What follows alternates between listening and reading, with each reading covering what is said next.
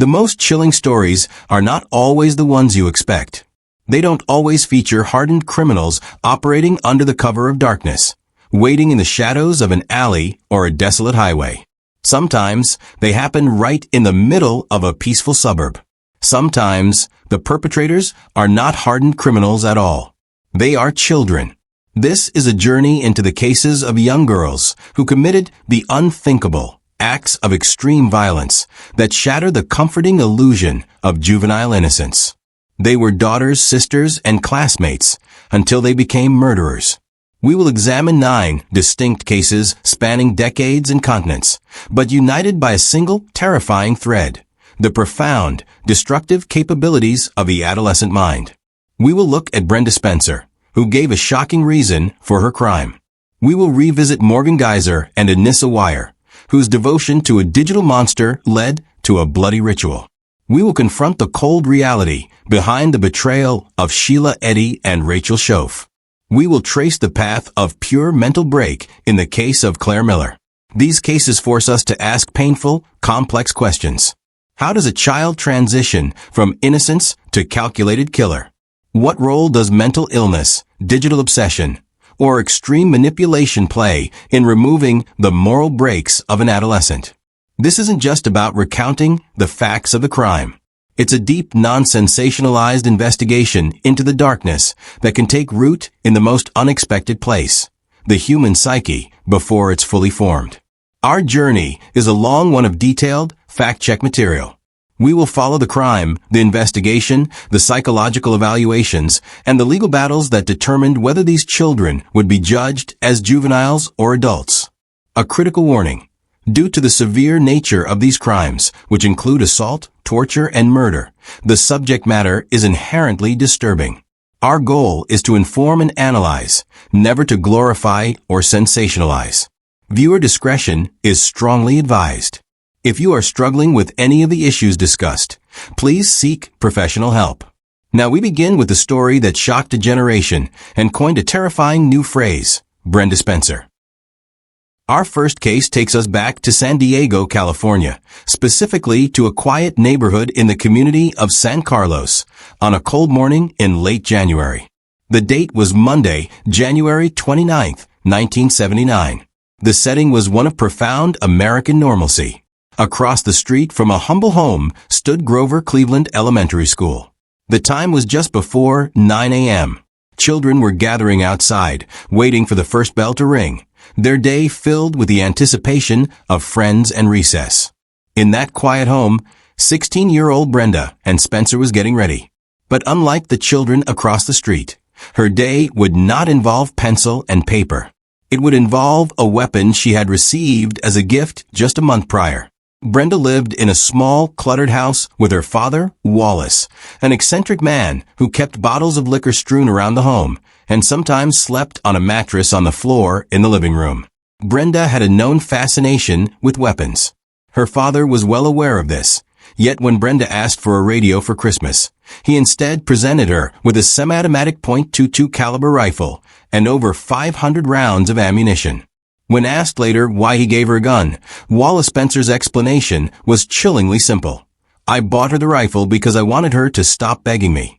On that cold Monday morning, Brenda stood at the window of her home. She loaded the semi-automatic rifle. She looked across the narrow street at the children and school staff gathering for the start of the week. The sudden, sharp sounds of gunfire shattered the morning peace. Brenda Spencer methodically began firing round after round into the crowded schoolyard. The gunfire was not random. It was directed right at the children and staff members. The first adult victim to react was the principal, Burton Ragg, a dedicated and respected educator. He rushed out immediately, attempting to shield the students and pull them to safety. His courageous actions were met by a bullet from Brenda's rifle, killing him. The second victim was the school custodian, Mike Sucher. He, too, ran into the line of fire, trying to rescue Ragg and protect the vulnerable children. Spencer's continuing volley of bullets struck him down as well. In the terrifying chaos, 8 children and a police officer who had responded to the scene were wounded. The elementary school instantly transformed from a place of learning into a horrific, blood-stained crime scene. The entire assault was carried out by a teenager sitting quietly in her pajamas in the window of her own home. Within minutes, police and SWAT teams surrounded the Spencer residence. The entire street was sealed off. A tense 6-hour standoff began. Police tried everything to communicate with Brenda, using loudspeakers, hoping to persuade her to drop the weapon and surrender. But Brenda Spencer, only 16 years old, remained defiantly holed up inside. During the prolonged standoff, a local journalist from the San Diego Union Tribune, a reporter named Robert Juffer, managed to get through to the Spencer house on the home telephone line. What followed was one of the most infamous and disturbing conversations in the history of crime. The reporter asked her, "Tell me, why are you shooting at the school?" Brenda's response was delivered without emotion, her voice flat and casual, as if discussing the weather. She told Juffer that the shooting was a lot of fun. He pressed her again, desperate for some kind of rational motive. "Well, why are you doing this?" And then came the words that would immortalize her crime and haunt the community. Words that would be etched into the dark history of school violence. "I don't like Mondays. This livens up the day." The statement was so profoundly disconnected from the gravity of her actions that it became a national obsession. It wasn't a political act, it wasn't a vendetta, it wasn't even a fully formed plea for help. It was an act of boredom, of casual nihilism, delivered with the terrifying indifference of a teenager who simply disliked the start of the school week. The standoff finally concluded when the police, after hours of tense negotiation, tricked Brenda into believing the phone was about to be cut off. In a moment of panic, she left the rifle unattended and police were able to make their move. She surrendered, walking out of the house and into the custody of the San Diego police. When questioned further, the details of her life began to surface, painting a picture of profound neglect. She described her home as dark, dirty, and devoid of heat. She recalled being regularly beaten by her father. She had reportedly told people she was suicidal before the attack. Despite this troubled past, her answer remained the headline, the soundbite, the quote that transcended the simple facts of the case. The phrase, "I don't like Mondays," immediately entered the cultural lexicon, giving a shockingly flippant voice to a generation's growing fear of random violence. In the aftermath, the two men, Principal Burton Ragg and Custodian Mike Sucher, were hailed as heroes who sacrificed themselves to protect the children. As for Brenda Spencer, the legal system had to grapple with the fact that a 16-year-old girl had committed an act of terrorism against an elementary school. Despite her youth, Brenda was tried as an adult. Her defense attempted to argue for leniency by citing her history of abuse and her mental state. She had experienced periods of memory loss and had allegedly expressed thoughts of suicide. However, the severity and the calculated nature of the two murders, coupled with her chilling lack of remorse expressed in the standoff, led to her conviction. Brenda Spencer was convicted of 2 counts of murder and assault with a deadly weapon. 1. She was sentenced to 25 years to life in prison. Since her sentencing, Brenda Spencer has been incarcerated at the California Institution for Women, and over the decades, she has been repeatedly denied parole. 2. During her parole hearings, she has offered varying and often contradictory explanations for her actions. She once claimed to have been under the influence of PCP, although no drug tests confirmed this. In other hearings, she acknowledged her troubled home life and stated she felt sorry for her actions, attributing the violence to a deep, untreated mental instability. But her attempts at parole have consistently been rejected, due primarily to the brutality of the crime and the haunting power of her initial, casual motivation. The legacy of the Cleveland elementary shooting extends far beyond the prison walls.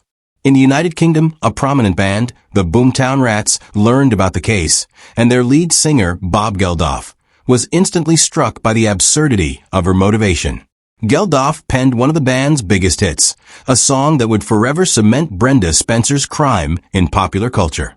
That song, released later in 1979, was titled, "I Don't Like Mondays." The case of Brenda Spencer stands as a horrifying landmark. It was one of the first major school massacres in the United States involving multiple victims, and its echoes are still felt in every subsequent incident of school violence. Her crime forced society to confront a terrifying reality: the idea that a child could harbor such destructive malice, motivated by nothing more than a simple, devastating boredom. It marked the moment a generation of parents realized that schoolyards were no longer the sanctuaries they once thought they were. Now we move forward to examine the case of Morgan Geyser and Anissa Weier, the Slender Man proxies. From the historical shock of Brenda Spencer, we move forward 4 decades to a crime that redefined the dangers of the digital age: the Slender Man stabbing. This is the story of 2 12-year-old girls whose descent into a shared online fantasy culminated in an act of staggering brutality against their own friend. Our setting is Waukesha, Wisconsin, in 2014. The central figures are Morgan Geyser and Anissa Weier. They were typical 6th grade girls, navigating the complex world of middle school, but they were bound together by a dangerous and all-consuming obsession with online horror fiction. This obsession centered on creepypasta, a genre of internet-based horror stories, shared and spread widely across the web. One of the most pervasive and terrifying figure in this digital folklore was Slender Man. Slender Man was the perfect digital monster, a tall, unnaturally thin figure with extremely long, thin limbs, wearing a black suit and, crucially, possessing a completely featureless white face. The mythology surrounding him suggested he stalked children and was often depicted in grainy, black and white photos. For Morgan Geyser, this figure was not a fictional creation. He was real. And Anissa Weier believed her. Together, they consumed every detail of the Slender Man lore, interpreting the fictional warnings and rituals as instructions. They became convinced that Slender Man would attack them and their families if they failed to prove their worth. To become one of his trusted servants, one of his proxies, they believed they had to offer a sacrifice. And this sacrifice had to be blood. They decided they had to kill someone. They didn't keep their plan a secret. They discussed it meticulously in notebooks and whispered conversations. The act had to happen under very specific conditions: on a full moon, in a forest, and critically, soon after Morgan's 12th birthday. Their obsession served as a form of social currency between the 2 girls, a dark, secret bond that excluded everyone else, including the unsuspecting target they had chosen. That target was their friend, Peyton Lutner. The day the plan was put into action was May 31st, 2014, the day after Morgan Geyser's 12th birthday. Peyton Lutner, known affectionately as Bella to her friends, was spending the night at a sleepover. 2 The girls played games, shared secrets, and enjoyed a typical Saturday night. There was nothing to suggest the horrific violence that was planned for the morning. The 2 perpetrators later told police they had initially planned to attack Peyton in the public school bathroom the night before, but they were too afraid. In the morning, however, the resolve hardened. Morgan and Anissa convinced Peyton to come with them to a local park near a dense, secluded wooded area. 3. They told her they were going to play an elaborate game of hide and seek. Anissa later admitted that the ultimate goal of this walk was to make the sacrifice, hoping that if they walked deep enough into the forest, they would find the Slender Man's legendary mansion and finally meet him. They walked a long distance, eventually arriving at a thicket of trees far from the main road. The signal for the attack was a planned moment of play, where one of the girls would hold Peyton down. The attack was swift and brutal. Morgan Geyser, the more deeply delusional of the pair, produced a 5-inch kitchen knife she had concealed. She began stabbing Peyton repeatedly. Peyton Lutner later recounted feeling no initial pain, only confusion, as the girls held her down and attacked her in a frenzy. When the 2 girls were finished, Peyton had sustained 19 stab wounds to her arms, legs, torso, and abdomen. 4 One of the wounds missed a major artery near her heart by a millimeter. Morgan and Anissa simply turned their backs on their bleeding friend, telling her that they were going to get help, or perhaps simply abandoning her to die so they could begin their journey to the Slender Man's mansion. They left her alone in the woods, bleeding profusely, convinced that their part was complete. But Peyton Lutner was not defeated. Despite the severe injuries, despite the shock and terror, her instinct for survival kicked in. She later described the profound effort it took to simply begin moving. In a testament to her incredible will, she began crawling out of the dense woods, dragging her severely wounded body until she reached a small road. A cyclist, passing by on the road, spotted her and immediately called emergency services. Peyton was rushed to the hospital and underwent multiple surgeries.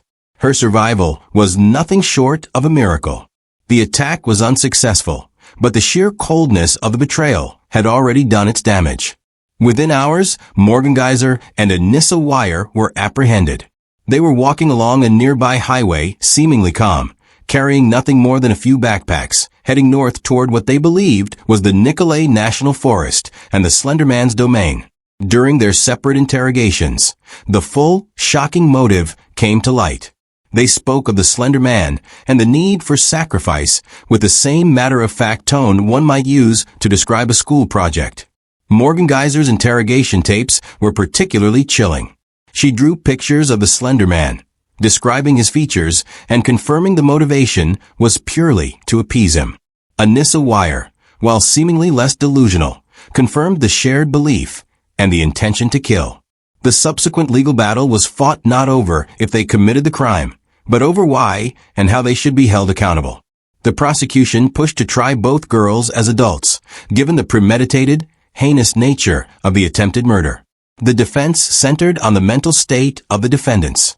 Expert testimony was crucial, revealing that Geyser suffered from early-onset schizophrenia, a severe mental illness that fundamentally distorted her reality, making the fictional Slender Man a terrifyingly real figure issuing commands. 5 Anissa Weier was diagnosed with a shared delusional disorder, influenced heavily by Morgan's state.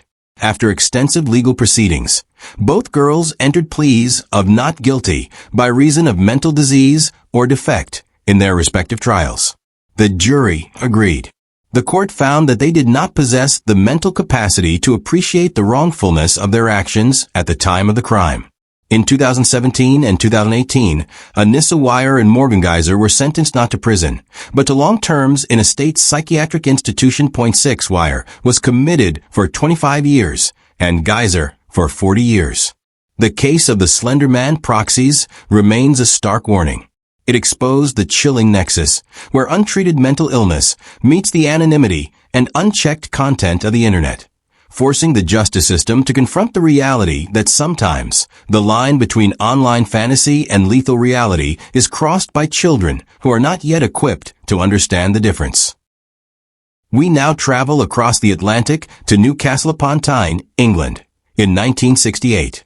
The backdrop is the hard-edged, working-class environment of Scotswood, a place where life was often difficult, but where the idea of a child committing murder was simply unimaginable. This is where we encounter the case of Mary Bell, a case that ripped apart the very concept of juvenile innocence. Mary was born into a chaotic, abusive home. Her mother, Betty Bell, was a prostitute who actively neglected and tormented her daughter, even attempting to give her away multiple times. Mary's childhood was one of profound damage, fear, and exposure to adult chaos. By the age of 10, she was already a deeply disturbed and highly volatile child, known for her aggression and strange behavior. The violence began in May 1968. The first victim was Martin Brown, a boy just 4 years old. He was found dead in an abandoned house near Mary's home. The initial police theory was that Martin had died accidentally, possibly by falling or by a struggle with local boys. There was no immediate suspicion that a girl, barely 10 years old, could be responsible. However, the circumstances were unsettling enough to keep the police alert. Then, just 2 months later, the unthinkable happened again. The second victim was Brian Howe, who was 3 years old. He was found dead on July 31, 1968, in a derelict area near his home. Unlike the first case, this death bore undeniable signs of violence. Brian had been strangled and his body mutilated. The community was gripped by fear.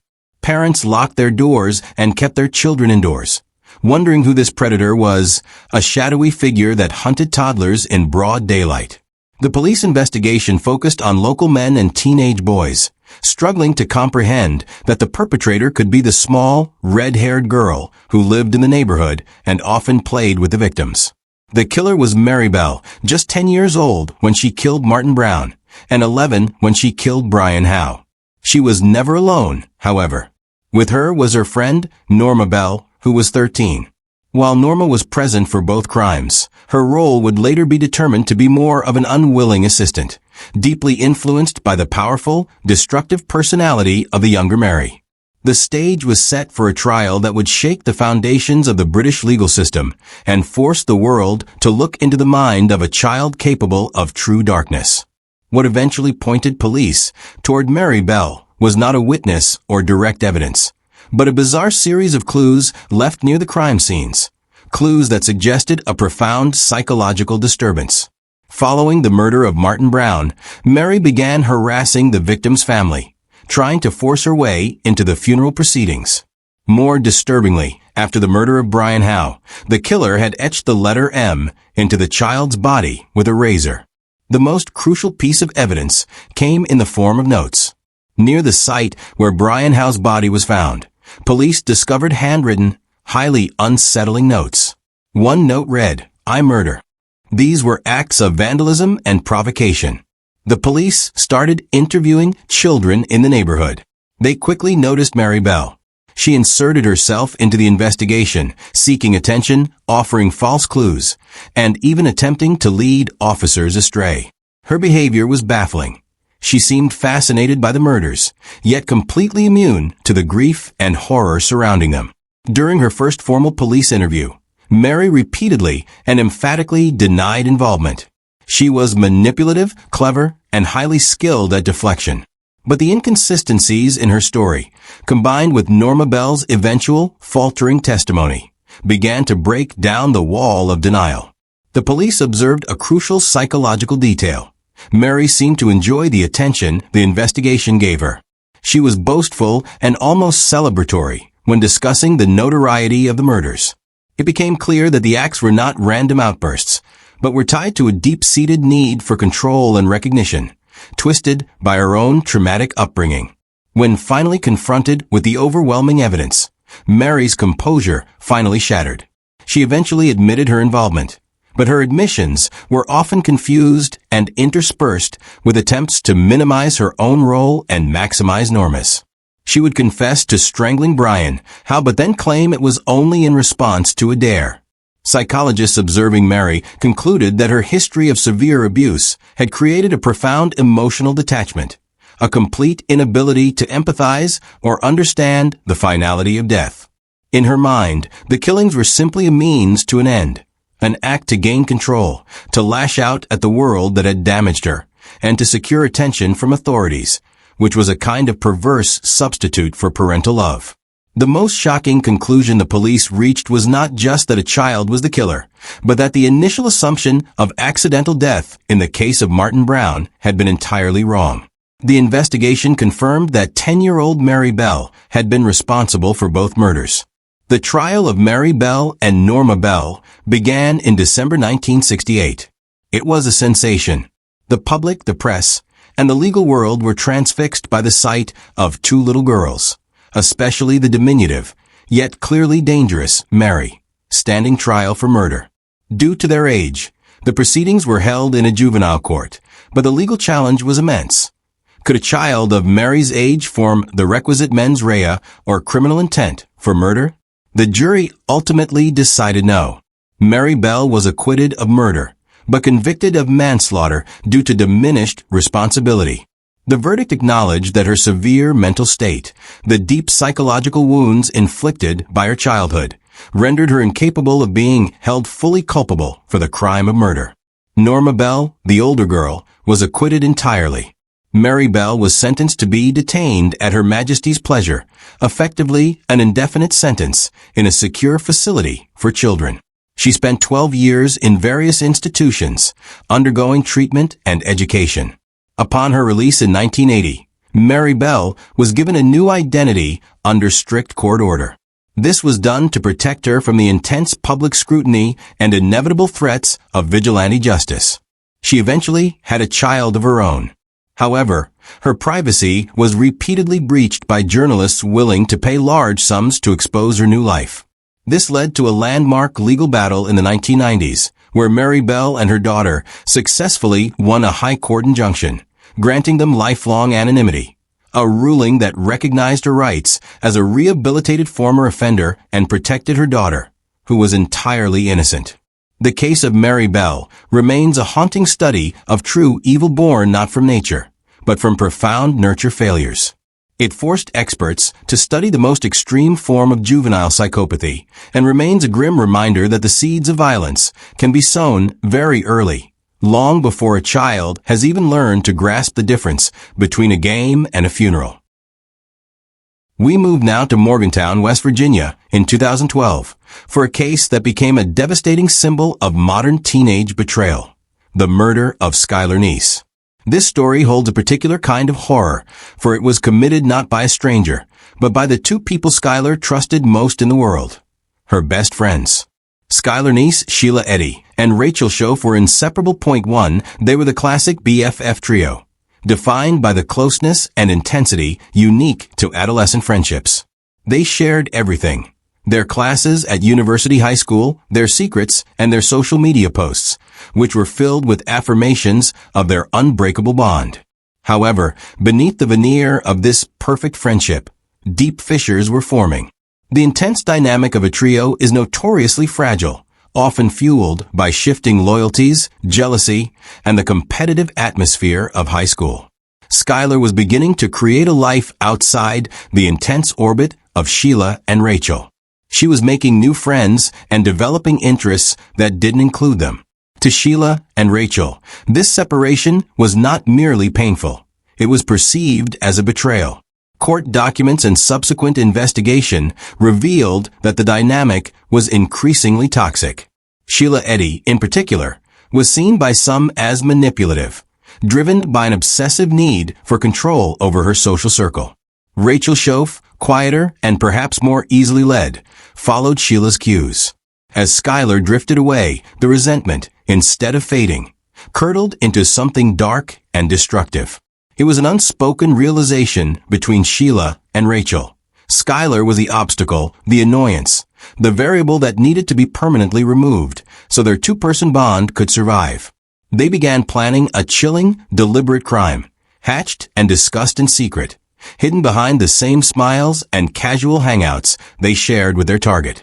The target had no idea that the best friends forever commitment had expired, and that the two girls she loved were actively plotting her death.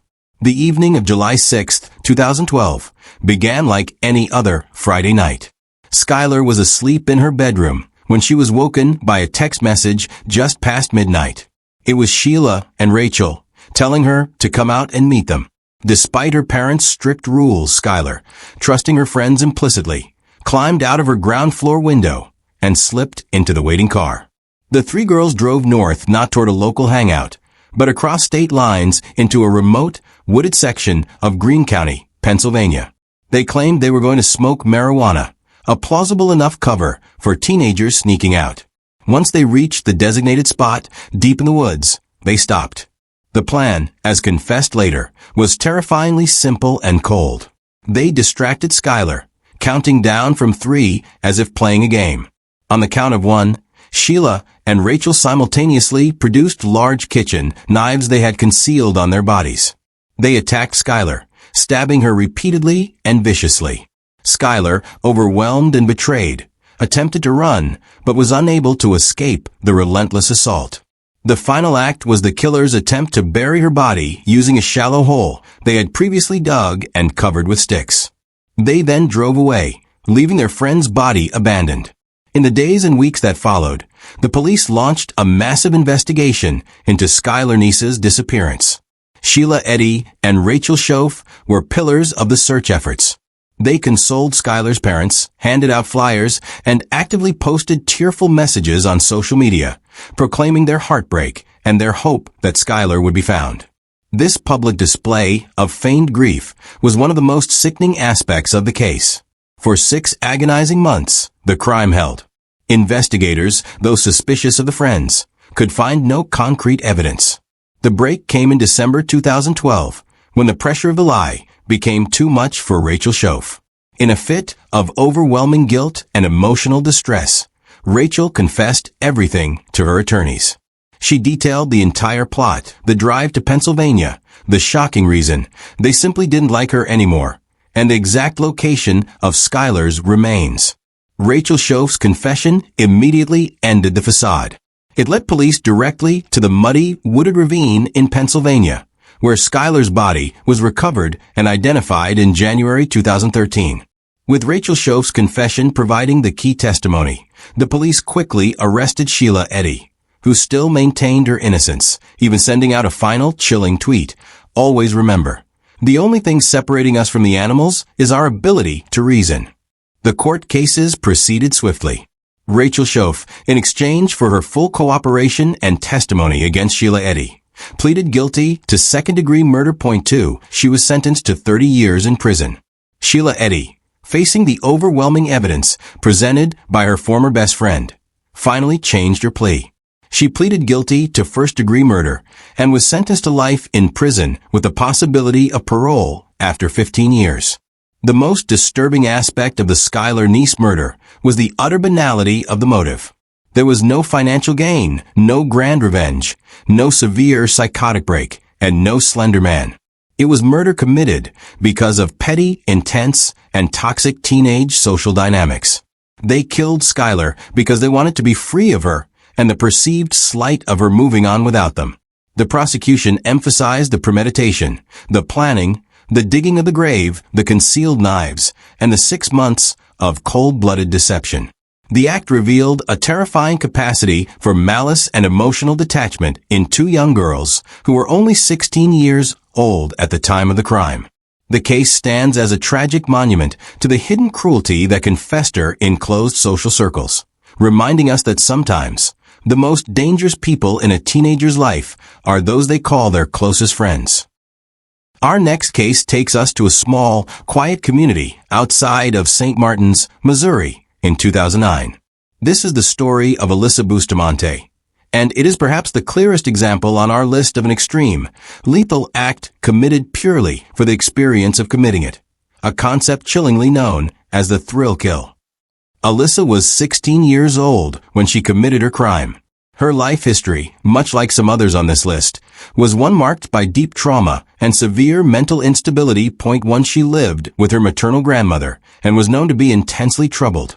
Her adolescence was characterized by documented episodes of severe depression and self-harm. 2. Her online presence and personal writings were filled with dark imagery, violent fantasies, and a preoccupation with death and suffering. 3. But her instability went beyond mere self-destructive behavior. Anissa exhibited a frightening sense of emotional emptiness. She confessed to feeling nothing most of the time and desperately sought out ways to feel anything, to provoke an intense emotional response, to feel powerful, to feel alive. In the weeks leading up to the crime, her desperation escalated. She became obsessed with the idea of murder, not for revenge, profit, or defense, but as a bizarre, personal experiment. She wanted to know what it felt like to take a life. She sought the ultimate sensation. In a state of calculated premeditation, Anissa made preparations. She sought out tools for the act and searched her neighborhood for a potential victim, waiting for the perfect moment of opportunity. Her need for a thrill led her to a devastating and irreversible conclusion. The only way to alleviate the persistent, crushing emptiness inside her was through an act of extreme, targeted violence against an innocent. The target she settled on was a neighbor, a child who lived nearby and often played outside. The stage was set for a crime driven not by delusion or deep interpersonal conflict, but by a profound psychological vacuum and the terrifying decision to fill it with murder. The victim was Elizabeth Olton, a 9-year-old girl described by her family as bright and loving. 4. On the evening of October 21, 2009, Elizabeth was playing near her home. Anissa, seeing her opportunity, approached Elizabeth and successfully lured her into a remote, wooded area near the victim's neighborhood. She told the unsuspecting girl they would be playing together, promising to show her something fun. Once deep in the woods, the facade dropped. Anissa suddenly lunged at Elizabeth. She strangled the child and then used a knife she had brought with her to cut Elizabeth's throat. The crime itself was swift, brutal, and horrifyingly efficient. But what happened next was the ultimate testament to Alyssa's chilling mental state. Having committed the murder, she then spent time methodically burying the body. She dug a shallow grave and covered the remains with leaves and debris, attempting to erase the evidence of her destructive experiment. Then she went home. She returned to her house, calmly cleaned up the physical evidence of the attack, and later that evening, she did something truly astounding. She wrote about the murder in her personal journal. The journal entry was short, stark, and utterly devoid of human feeling. It detailed the emotional release she felt after the killing, comparing the experience to a surge of energy. The disappearance of Elizabeth Olton quickly became a community crisis. A massive search effort was launched, and within days, authorities focused on the family's next-door neighbor, the last person seen with the little girl. Under questioning, Alyssa Bustamante initially denied any knowledge, maintaining a calm, emotionless front. But eventually, overwhelmed by the pressure and perhaps wanting the recognition for her thrill, she broke down. She confessed to the entire sequence of events, from luring Elizabeth to burying the body, and she directed investigators to the exact spot in the woods where she had left her victim. The discovery of the journal entry solidified the motive. It proved that this was a premeditated, experimental murder, committed simply to experience the act, reinforcing the notion of a true thrill kill. The legal proceedings for Alyssa Bustamante focused heavily on her mental state and that damning piece of evidence, the journal entry. The prosecution immediately pushed to charge her with first-degree murder, citing the clear premeditation demonstrated by her planning and the journal confession. The journal entry, which was later partially read in court, contained the phrase that became central to the legal argument. She wrote that she had to kill somebody, and that afterward she felt an amazing, profound sense of tension and release. The moment itself was described as worth it. However, defense attorneys focused intensely on Alyssa's documented mental health history. They argued that her severe depression, her lifelong history of self-harm, and her desperation for sensation showed a mind that was not operating with the cool, rational malice required for a first-degree conviction.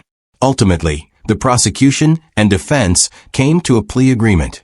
In 2012, Alyssa Bustamante pleaded guilty to second-degree murder and armed criminal action .5 by accepting the second-degree charge. She avoided the harsher penalties of life without parole, which she may have received under a first-degree conviction. She was sentenced to life in prison with the possibility of parole, plus a consecutive sentence for the armed criminal action, later reduced to 30 years. The case of Alyssa Bustamante is a profound tragedy, illustrating the ultimate failure of intervention in a child suffering from severe, untreated mental illness. It remains a terrifying example of a crime committed not out of love, hate, or delusion, but out of a desperate, cold-blooded curiosity to alleviate an internal void. A chilling reminder that sometimes the motive for murder is simply the experience of the act itself. We return to the United States, heading to Madison, Indiana, in January of 1992. This case is a harrowing exploration of the destructive potential of peer pressure and jealousy, a crime so brutal that its details shocked a nation and forced a difficult examination of group psychology in juvenile offenders. The central figure in the tragedy was Shanda, a 12-year-old girl. 1. The four perpetrators were older teenagers, all girls: Lori Tackett, who was 17, Hope Rippey, 15, Melinda Loveless, 16, and Tony Lawrence, 16. The motive for this crime was rooted in a volatile romantic triangle involving Melinda Loveless. Melinda had been obsessed with another girl, a former girlfriend named Amanda. When Amanda began seeing Shanda, the 12-year-old victim, Melinda's jealousy became a profound, unmanageable rage. Melinda Loveless was determined to get back at Amanda by hurting the person Amanda cared about, Shanda. She quickly enlisted her friend, Lori Tackett, and soon, the rage escalated into a plot for revenge that centered on kidnapping and tormenting Shanda. Hope Rippey and Tony Lawrence were brought in to complete the group, drawn in by the promise of excitement and the pressure to participate. On the night of January 10, 1992, the four girls drove to the apartment complex where Shanda lived. Under the cover of darkness, they lured Shanda out of her home, telling her they wanted to talk. Shanda, thinking they were simply older girls seeking a casual conversation, willingly went with them. Once Shanda was in the car, the plan immediately shifted to violence. The initial act of kidnapping was quickly secured, and the four girls, now in control of their victim, began a 4-hour journey into pure darkness. The sheer number of perpetrators involved meant that the cruelty would not be singular, but amplified, a horrifying testament to the exponential decay of morality that occurs when adolescents operate as a pack. What unfolded over the next 4 hours, as the car traveled across southeastern Indiana, was an unimaginable sequence of abuse and torture, driven by a terrifying group dynamic. The four girls took Shanda to a remote area, dragging her out of the vehicle and subjecting her to escalating acts of physical and psychological torment. It was a vicious cycle. One girl would inflict pain, and the others would join in, each pushing the boundaries of cruelty to prove their loyalty to the group and to the ringleader, Melinda Loveless. No one stepped forward to stop the violence. Instead, the presence of the others encouraged it. The primary perpetrators, Lori Tackett and Melinda Loveless, used the helpless 12-year-old as a sacrificial lamb for their own twisted emotional conflict. They tortured her in multiple locations, moving her from isolated fields to remote patches of woods, ensuring their horrific acts were hidden from the world. The abuse included beatings, knife wounds, and multiple forms of sexual assault. Point 2. The role of peer pressure was undeniable. Hope Rippey and Tony Lawrence, while perhaps not the driving forces, were complicit. The desire to fit in, the fear of being excluded, and the inability to break away from the influence of the two dominant, aggressive personalities of Melinda and Lori proved stronger than their moral compass. In that car, in those dark, isolated places, the girls relinquished their individuality to the brutal will of the group. The final, horrific act occurred after the girls determined Shanda was still alive. They drove to another wooded area, doused the victim in gasoline, and set her on fire. The sheer finality of this act, the calculated effort to eliminate all evidence and silence their victim forever, signaled a terrifying break from human decency. The girls then drove away, leaving Shanda's body burning in the woods. They quickly disposed of the evidence and went back to their lives, fully convinced their secret was safe. The charred remains of Shanda Scherer were discovered the following day. The shocking nature of the crime, a child tortured and burned to death, immediately launched a massive investigation. Due to the involvement of multiple perpetrators, investigators had to rely on a painstaking forensic process combined with relentless questioning of local teenagers. The pack dynamic that fueled the crime ultimately led to its unraveling. The girls, unable to bear the weight of their shared, monstrous secret, eventually began to crack under police pressure. The confessions were piecemeal, but each girl's admission corroborated the others, slowly painting a full, nightmarish picture of that 4-hour ordeal. Tony Lawrence, the youngest of the four, was the first to cooperate. She testified against her co-defendants, detailing the planning and the escalating violence. The legal system responded with severity appropriate for the brutality of the crime. All four girls were tried as adults due to the heinous nature of the homicide and the involvement of torture. The sentences reflected their level of participation. Melinda Loveless, the ringleader motivated by jealousy, pleaded guilty to murder and kidnapping and received a 60-year sentence. Lori Tackett, who was equally instrumental in the violence, was convicted of murder and kidnapping and received the maximum sentence of 65 years. Hope Rippey pleaded guilty to murder and was sentenced to 35 years. 3. Tony Lawrence, who cooperated fully with authorities, pleaded guilty to murder and received a 20-year sentence. The Shanda Scherer case stands as a grim lesson in group behavior. It demonstrated how the adolescent desire for acceptance and belonging, when fused with extreme emotional conflict, can overwhelm individual morality. The four girls, operating as a cohesive unit driven by collective anger and escalating peer pressure, achieved a level of brutality that likely none of them would have accomplished alone. The legacy of the Shandashera murder remains a permanent scar on the American legal landscape, a vivid, horrifying reminder of the destruction wrought when the need to belong outweighs the sanctity of human life.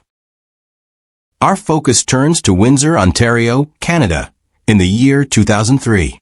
We are examining a domestic tragedy so calculated and cold-blooded it challenged the core concept of familial love. The murder of Linda Anderson by her two teenage daughters, Sandra and Elizabeth. The Anderson home was a place of deep dysfunction. Sandra was 16 and Elizabeth was 15. The two sisters grew up in an environment scarred by what they perceived as persistent emotional neglect and harsh control from their mother, Linda. They often felt isolated, misunderstood, and treated with indifference, which fostered a profound, shared resentment, a dark, collaborative bond that became the foundation for a murderous conspiracy. The girls shared more than just a home. They shared a growing sense of hopelessness and a volatile contempt for their mother, viewing her not as a caretaker, but as an oppressive roadblock to their freedom. They talked constantly, bonding over their mutual hatred and imagining a life without her rules and constraints. The opportunity for this darkness to manifest came in late 2002. Linda was involved in a severe car accident, leaving her with chronic injuries and reliant on heavy medication for pain management. Frail and often sleeping, Linda's vulnerability was observed by her daughters not as a reason for sympathy, but as a fatal weakness to be exploited. The motive was brutally simple and driven by pure greed. The girls knew their mother was sitting on a substantial financial future. She had a significant life insurance policy and had recently received a sizable inheritance of approximately $200,000. In their minds, their mother was the only thing preventing them from accessing this money, solving their problems, and starting a completely free, unsupervised life. They calculated that removing her was the easiest, fastest path to wealth. They saw Linda as a financial asset to be liquidated. This chilling calculus led them to formalize a detailed murder plan. The youthfulness of the perpetrators made the coldness of their planning even more shocking. They rejected methods that might be traced back to them, eventually settling on a domestic method that they believed would fool authorities and ensure the insurance payout. They chose drowning their mother in the bathtub. The plan was executed on January 18, 2003. The victim, Linda Anderson, was incapacitated and unsuspecting as her daughters convinced her to take what they described as a relaxing, therapeutic bath to help with her post-accident recovery. Linda, trusting her daughters, agreed. Once their mother was in the water, the two sisters, acting together in chilling, practiced silence, attacked. It was a terrifying act of matricide in the most private of family spaces. They physically forced her head beneath the water. The combined strength of two young women was enough to hold the struggling, incapacitated woman down until she stopped moving. The attack was prolonged, deliberate, and definitive. When they were absolutely certain their mother was dead, they began the second, most shocking phase of their crime, the cover-up. They methodically staged the scene to support their eventual lie, making it appear that their mother had accidentally slipped or perhaps succumbed to her medication while bathing. The hours immediately following the murder are perhaps the most damning indictment of their emotional state. Instead of showing panic, remorse, or grief, the sisters exhibited an extreme, almost unsettling detachment. They cleaned up, ensuring the house held no immediate physical trace of a struggle. Then, they simply went out. They visited a friend, and then, as if nothing had happened, they went to a movie. They fully expected their new life to begin immediately. Over the ensuing weeks, they continued the elaborate deception. They acted as distraught daughters, garnering public sympathy, and even collecting money from friends and community members who felt sorry for them in the wake of their mother's supposed tragic accident. Elizabeth, in particular, was skilled at feigning grief, crying and telling convincing stories of her heartbreak. They were so convincing that for a brief period, the police treated Linda's death as an accidental drowning. Their ability to maintain this facade spoke to a terrifying, shared antisocial streak. But the emotional cost of such a profound secret is immense, even for those with damaged moral compasses. The tension of the shared secret, coupled with their extreme youth, would ultimately be their undoing. The elaborate deception began to unravel not because of forensics, but because of the teenage girls' need to boast. Despite the gravity of their actions, the sisters, perhaps compelled by a need for validation or simply cracking under the psychological pressure, began to share the secret with their social circle. They told friends that they had taken care of business, boasting about their cleverness and their excitement over their imminent financial freedom. It was one of Elizabeth's friends, finally overwhelmed by the reality of what had been confessed, who went to the police. This tip initiated a formal investigation that focused specifically on the two daughters. Faced with overwhelming evidence and the breakdown of their fabricated stories, both Sandra and Elizabeth Anderson were arrested. They were both charged with first-degree murder. The subsequent legal proceedings took place under Canada's Youth Criminal Justice Act, YCJA. This legislation places heavy emphasis on the diminished culpability and potential for rehabilitation in young offenders. The court had to balance the protection of the public with the legal requirement to treat the girls as minors. Ultimately, both sisters were found guilty of first-degree murder. The judge acknowledged the severity of the crime, a planned, brutal act against a vulnerable family member for financial gain, but was limited by the YCJ. They were sentenced to the maximum youth sentence available at the time, a combined 10-year term. This included 6 years to be served in custody, followed by years under conditional supervision in the community. The case of the bathtub girls became a major catalyst in the Canadian legal debate. Many critics argued that the sentence was too light, failing to match the cold-blooded nature of the crime. However, the ruling stood as a firm illustration of the YCJA's commitment to prioritizing the potential for reform in juvenile offenders. Upon their eventual release, both sisters were granted a publication ban and the highly protective measure of new identities, shielding them from further media exposure. The story remains a grim, documented warning about the catastrophic confluence of deep familial dysfunction and the desire for quick financial gain, resulting in the terrifying, calculated murder of a parent by her own children. For our final case study in juvenile homicide, we move to a very recent tragedy, one that forces a devastating confrontation between juvenile crime and acute mental illness. The setting is Manheim Township, Pennsylvania, a quiet, affluent suburb, and the year is 2021.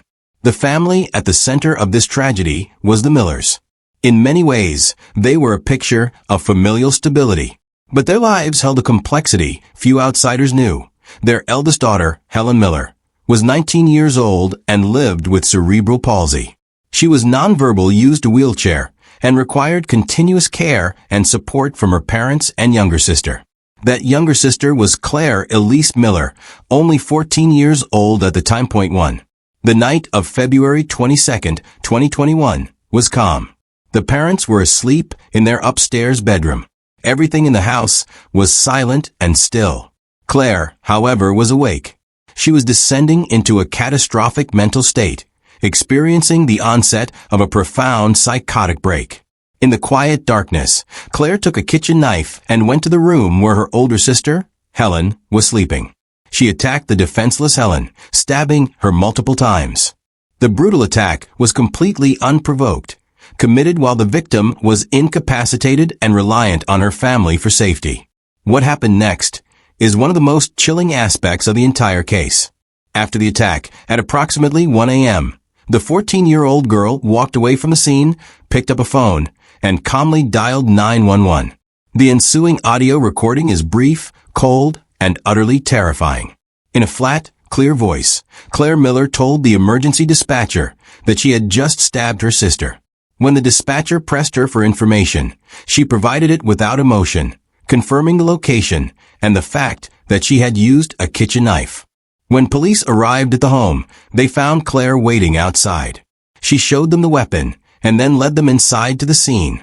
She was compliant, but her demeanor was deeply detached, suggesting a mind that was either completely shattered or utterly removed from the reality of the horror she had just committed. The parents, woken by the commotion, soon discovered the scene. Helen Miller was rushed to the hospital, but succumbed to her wounds. Claire Miller, at 14, was immediately charged as an adult with criminal homicide. In the immediate aftermath, the focus shifted from the who to the why. Why would a 14-year-old girl, seemingly normal and well cared for, attack her own disabled sister? The answer, as it emerged in court, lay in a severe, catastrophic break from reality. During the subsequent decertification hearing, the legal proceeding to determine if Claire should be tried as a juvenile or an adult, the defense presented overwhelming psychiatric evidence. The testimony revealed that Claire was experiencing a profound and terrifying mental health crisis. She had been dealing with undiagnosed, severe mental illness that manifested in the days leading up to the crime. The primary defense argument centered on auditory command hallucinations. Claire told doctors that for days she had been hearing a voice, a hostile female voice, compelling her to commit violence. The voice was torturing her, constantly present and relentless. She believed the voice was coming from her sister, Helen. Claire confessed to doctors that she attacked Helen in an attempt to silence the voices. In her delusional state, the act was not one of rage against her sister, but a desperate, psychotic effort to regain control of her own mind by eliminating the perceived source of the auditory torture. The psychological testimony was powerful. Experts testified that Claire was experiencing acute psychosis when the crime occurred. They stressed that this was not malice, but the result of a severe, sudden break from reality, placing the case squarely in the realm of mental health crisis rather than rational criminal intent. The court ultimately agreed to decertify the case, transferring it from the adult court system to the juvenile court system, a significant acknowledgement of the role her mental state played. However, the prosecution maintained the severity of the crime required a substantial sentence, regardless of her psychological profile.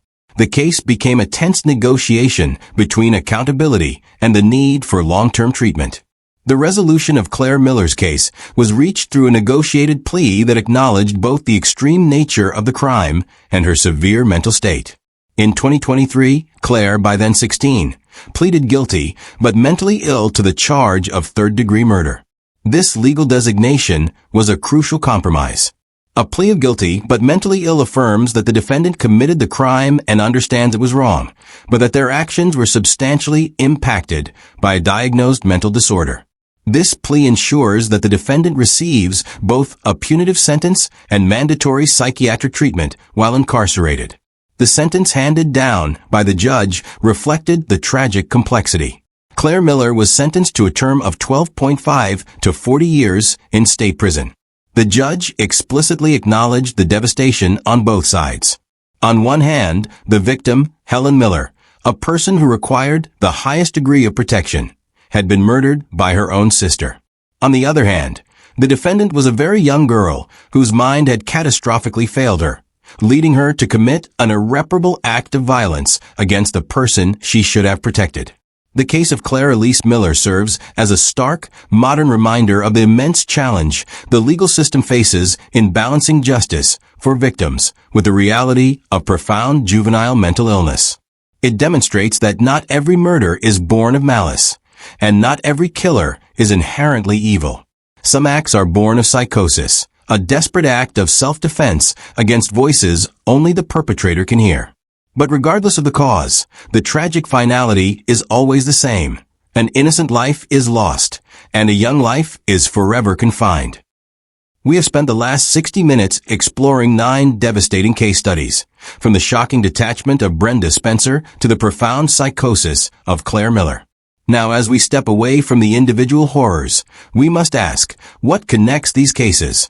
What dark patterns emerge when children, particularly young girls, commit murder? The common threads are clear and deeply troubling. In nearly every story, we found a disturbing cocktail of factors that led to the violence. There was the destructive power of manipulation, evident in the way Carol Borchardt and Jeremy Steinke weaponized the desperation of the teenagers around them. There was the catastrophic failure of mental health, seen in Mary Bell's profound emotional detachment and the acute schizophrenia that fueled the Slender Man delusion in Morgan Geyser. We saw how digital influence can blur the line between fantasy and reality, leading to lethal acts when a young mind is already vulnerable. And perhaps most frequently, we observe the dangerous effects of intense peer pressure and toxic social dynamics, which turn Sheila, Eddy, and Rachel Shoaf's resentment and the group hysteria in the Shandishara murder into calculated killing. Ultimately, these cases expose the central vulnerability of the adolescent brain. The prefrontal cortex, the area responsible for impulse control, long-term consequences, and rational planning, is simply not fully developed in a 14 or 16-year-old. Point one, this biological reality, when combined with severe trauma, mental illness, or extreme external pressure, creates a unique capacity for irreversible tragedy. The complexity of these juvenile minds has forced the legal system to evolve. For decades, the prevailing question in cases like these was simple. Should a child who commits an adult crime be tried and punished as an adult?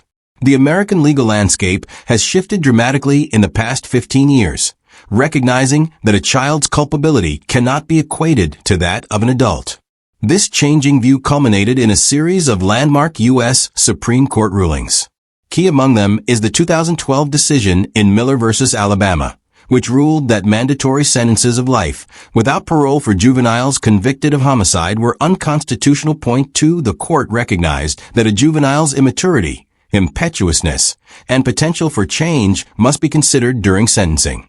This ruling and others like it did not excuse the crime, but mandated that the judicial system must look for hope of rehabilitation. We saw this play out in the sentencing of Geyser and Anissa Weier, who were committed to psychiatric treatment rather than an adult prison, and in the plea agreements that offered sentences with the possibility of parole. The law is slowly catching up to the science.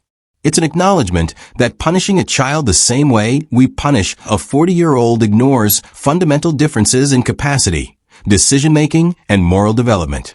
The debate is ongoing, but the trajectory is clear. The law must now view a young killer not just as a criminal, but as a developing mind with unique psychological and behavioral needs. The stories of these children who kill leave us with a heavy burden of thought.